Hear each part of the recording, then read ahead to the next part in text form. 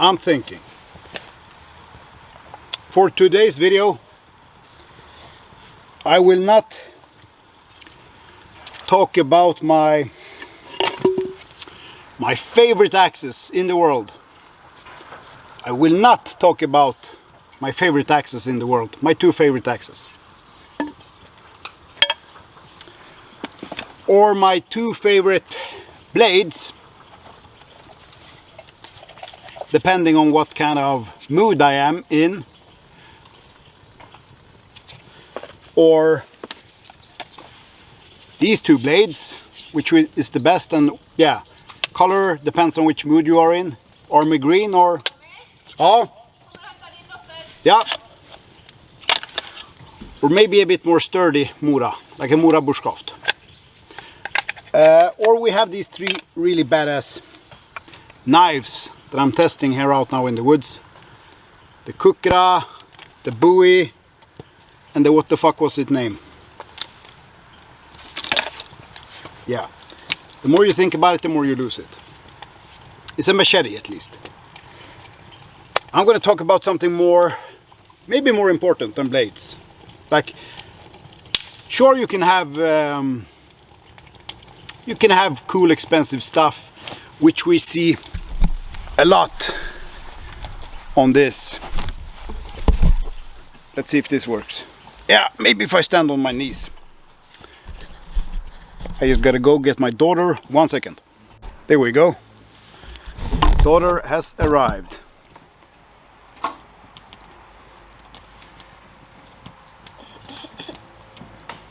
Benjamin. Hugger du träd? Ja, Elliot vill ha hjälp. Såg du det här?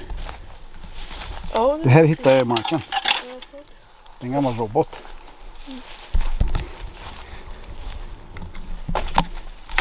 Wind protection.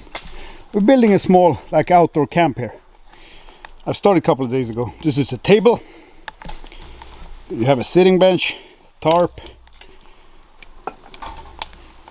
Oh, that's her axe. At least she took the one she should have. Gotta probably remove these. There we have a fire. Close to the home, so it's a good place to be at. You can do outdoorsy stuff, have a little camp, and you don't need to leave your home. Oj, vilket träd, Benjamin. But I was saying, and the goal with this video, I'm gonna talk a bit about food. Food. This is the plate that I brought to the kids for maybe 30 minutes ago. They haven't eaten that much, so they're not really hungry yet, so I just removed it. We have some sausage, we have some bacon, we got eggs, blood pudding, leverpastej, liver, some homemade bread that I did this morning, scones. It was not a success. Too much salt and yeah, basically food you pick with your hands. So if I place this in front of my 1-year-old, soon 2-year-old and 4-year-old, for example, usually what do you think they start by eating? The smallest one usually eats the liver first, or the blood pudding. Like, she's craving like iron, fat, proteins, a lot of good stuff in that food, like kidney food you call it, right? Or stomach food. That is, if you eat that regularly, you don't need that much supplements or medicines, I think, if you live up here in the cold. Then you have cheese and bread. But usually, the older they get, the sweeter things they want to take first. But when they're really small, they take what their body needs. You can have like something really sweet here in the morning, like grapes or clementines, oranges, but she still picks the food before the fruit. But the 4-year-old, he takes the fruit first. Let's see what she picks. Vad vill du ha? Oh, carrot! That means she wants something to snack on and she's not super hungry, I guess. I don't know. This is just a good like diet advice from a father to parents or other humans. Like, if you only give them one thing and they're not really hungry or they don't need that or whatever, they will not eat it. So, but if they're hungry and they eat approximately at the same time every day, they get used to that. And my kids usually eat short. Sometimes they are really annoying and complaining, but det finns ju vatten där. Yeah, I think you get my point. Dieting, eating, health, training, whatever. I'm a passionate enthusiast of these areas. No scientist, not anything. I look a lot at history when I build my diet or how I eat. So up here in the north now, winter it's basically here. But it can, from now on, it can snow from any day. But still, it's a really good day today. It's not cold, but yeah, this is the weather and climate. Northern Sweden still already shitloads of snow. So, and I think what we have forgotten with our way of eating and diets and everything, like if I or since I am like a former, I think I'm not going to call myself like a true meathead, because I never identified myself as much as that. I'm not the type of guy who ate like rice and chicken every day for 6 months. I have tried all those things, but that's not really me. I like to enjoy food. I like to eat shit loads of food. Like on a normal day, I maybe on average I would say I eat 2 times a day, and that is something that people used to doing a lot. Sometimes once a day, sometimes once every third day. Like the body is more used to eating less often than it is eating 6-7 times a day with all the snacks and everything. But it depends on how you live and what your goal with your diet is. If you want to be a bodybuilder, you need to eat like that. Like that's how they eat if you want to look like that.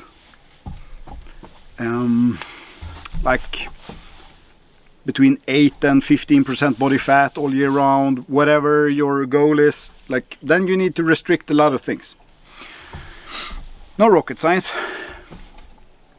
And if you want to become like really fat and unhealthy, you could starve yourself.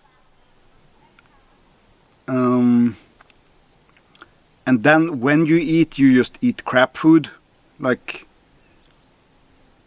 so you stress the body by starving it, and it makes it really want to have everything, and then you give it a lot of sugar and fast carbs and stuff. Like if I don't really see a benefit with that diet, but if you eat like that, you get like the opposite result of a bodybuilder. That's what I'm trying to say.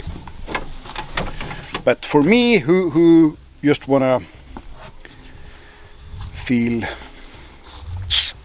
strong maybe, and yeah, I want to be clear in my head, because when you starve or eat a lot of shit, it kind of messes with your brain a lot. So the brain requires a lot of calories just to function properly. So I try to, at least, even if my body is worn down and tired, I like to have my brain with me during the day.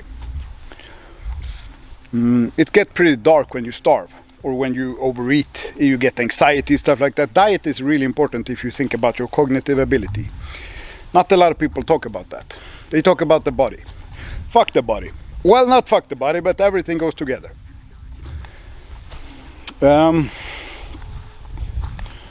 So But I try to eat like, look at the history. What did people eat? And if you are like me, or like a maybe Nordic person who has this weather, and you're a bit outdoorsy and like to spend time outside, your body will start to, your body needs different food depending on what type of year there is. Just look at how people ate back in the days, like 100 years ago. Before the winter, if you are a man and don't spend every minute of your day in some climate controlled office or something, and walk around home with warm slippers every day and never really expose yourself to the weather, your body will crave different foods. It will crave sugar. Well, it will crave the same things that my body requires, but you won't feel it as my body. Since I'm out, when I have a day of work, I'm out probably between 6 and 8 hours, maybe more, sometimes less, but on average, at least 6 hours every day. On the weekends, more. Then, and if I don't overdress myself, so my body actually feels that, oh, the climate is changing. But if you have tons of jackets on you and you move from warm room to warm car, your body doesn't really understand that it's winter. And when it doesn't understand that it's winter, it doesn't start to prepare itself for winter. I mean, that's why I have pretty not so much clothes on me right now. Because I want my body to understand that it's winter. And I can feel, if I stand still here now for a couple of minutes, I will start to shiver. That's how cold it is. But I keep moving, and my body is also burning a lot of calories just resisting the cold. So if you want to like get in shape during the winter, as one should, because winter is the preparation time. We prepare for the rest of the year during the winter, so we lift heavy weights. We walk with backpacks on in the woods. We start sweating. We start, hearing the fucking birds in the woods. The winter can be like a spiritual time of the year if you want to live like a Nordic man with nature. Most Nordic men know that. Look at her. Oh, jag ska bära dig. Most Nordic men know, not most Nordic men do, but they know that, on the winter, it's time to step into the temple of iron. Do some deadlifts, bulk yourself up, eat a lot of fucking meat, strengthen yourself, do the sauna, do the hot bath, out in the woods with the family. Papa, Grill some hot dogs, whatever. That should be your life during winter time. And watch some fucking good TV show. Sure, drink some red wine. Make a stew, a soup, like winter shit. Do fun things with the kids, whatever. Keep yourself active and out when the sun is shining for like 2.5, 3, 4 hours, if it's even shining. We know that. That is why Swedish people at least used to be very active during winter time. We have super good winter athletes in Sweden, like hockey players, ski cross athletes, all of that shit. That's our fucking game. But we kind of lost it.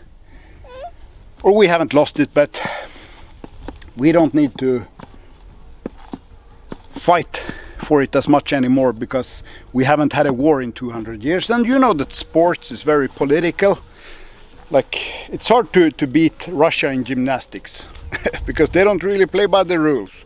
And we are such a good, noble country, we should play by all the rules. No, if you want to win against Russia in wrestling or Olympic, whatever it might be, you can't, be fucking noble and play fair. If you compete against someone who truly want to win, you need to fight dirty back. Otherwise you just die. But I died for a good cause. Yeah, fuck that, you died. So you get my point.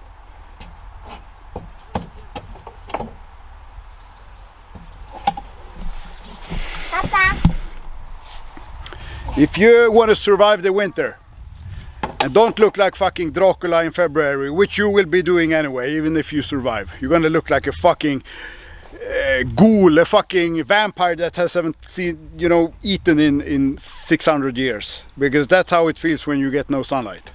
It's like something fucking pulls the soul out of your body. It's like that type of darkness is like, that's when you start like drinking and gambling and shit just to avoid that. That's why people here up here in the north suffer during winter. Like Finland, beautiful country, strong fucking people. They are like badasses, trust me. But they fucking kill themselves during the winter because they hate it so much. It's so fucking dark there. It's dark here also, but you got some fucking ancient darkness in Finland going on. They had a rough history, you know. We do too, but longer back.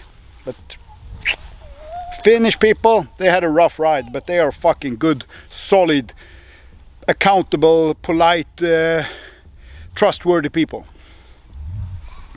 I like them more than Swedish people. Way more than Swedish people. Well, when I say Swedish people, I don't mean every Swedish, but I mean old school Swedish people. People from the countryside, like real fucking people. We are very similar to Finnish people. It's just that the Finnish people, they have more sisu. But I know what fucking sisu is. I know what it is. But a guy in Stockholm maybe doesn't. But yeah, where were we? Diet. This is just a rant. I'm doing a podcast here, but in a video format. This is usually how it looks like.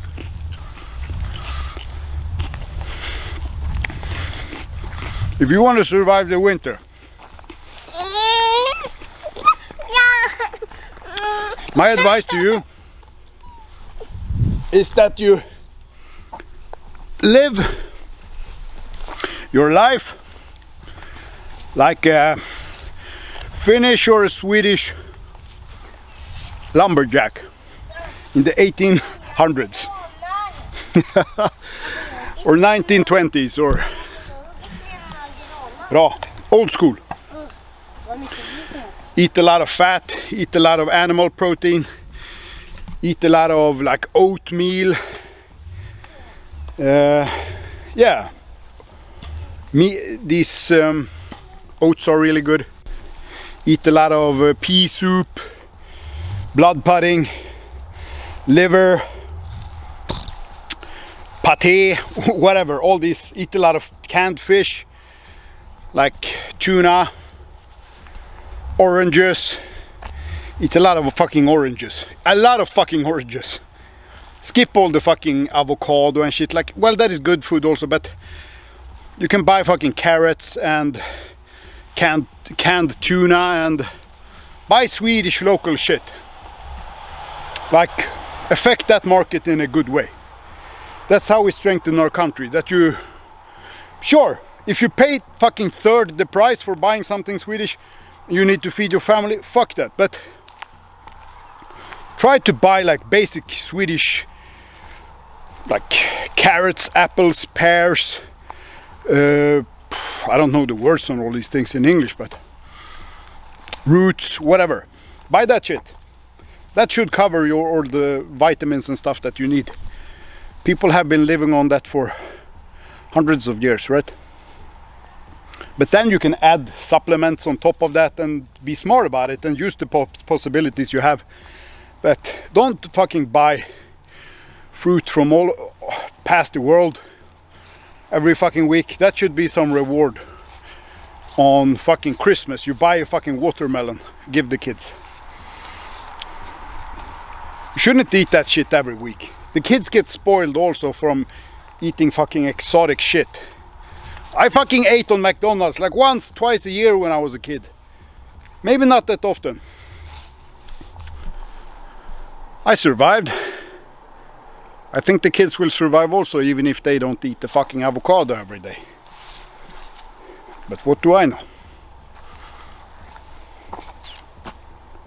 So diet. Talked a bit about diet. But most of all, fucking strengthen yourself up.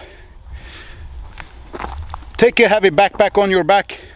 Fill it with some fucking water bottles. Some canned food. Fill it up. Walk for 30 minutes. Place your fucking ass on the ground. Eat whatever you brought. Drink some water. Eat some fucking chocolate if you need to get some energy. Then you fucking walk home again. That is a good thing to do to prepare yourself for winter. But then also, if you want to be like a real fucking Viking, lift some stuff. Go out in the garden. Do some fucking gardening, whatever. Move your body. Use your arms, use your muscles. And yeah, have some fucking hobby. Build something, create something on the evenings. Calm your life down. Watch a good movie. And then repeat that shit. And try to eat like twice a day. 2 big meals. If you don't want to cook food, buy fucking pre-made food. And take that walk in the woods. Eat a lot of shit that they ate back in the day. Simple, easy, cheap food. A fucking pack of blood pudding costs 11 crowns. That's like €1. That's fucking food for a day. Or food for 4 people. Add some bacon on that, some jam, some potatoes. Good food. So I gotta go back to the kids. This was just a rant that I normally do in my podcast, but in a video format. Around 3 kids and a dog and chickens. Take care.